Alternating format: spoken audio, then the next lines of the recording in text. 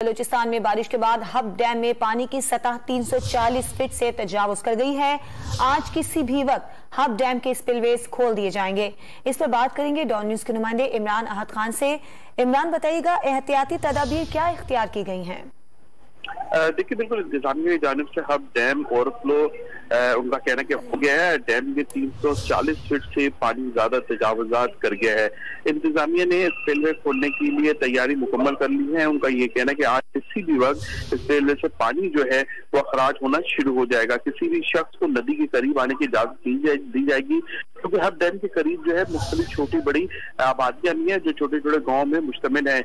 तो इस हवाले से भी वहाँ के जो एसडी हैं केनाल के, उनकी जानिब से हिदायत की गई है किसी भी आबादी को फौरी तौर पे जहाँ से पानी गुजरेगा उसको फौरी तौर पे वहाँ पर जो लोग हैं उनको वहाँ से हटाना है। और तो दूसरी जानिब उनका ये कहना है कि जो खास तौर पे जब हब डैम भरता है तो शहर कराची शहर से भी मुख्तलिफ इलाकों से लोग जो है वो रुख करते हैं वहाँ का एंजॉय करने का। मगर उनका ये कहना है कि किसी वक्त बड़े हादसे का सबब बन सकती है, इसलिए तमाम जो आने वाले लोग हैं उनको भी पुलिस की जानिब से रोकना है। जबकि आबादियां हैं उनको भी फौरी तौर पर वहां से खाली कराने के लिए एक लेटर भी जारी कर दिया है।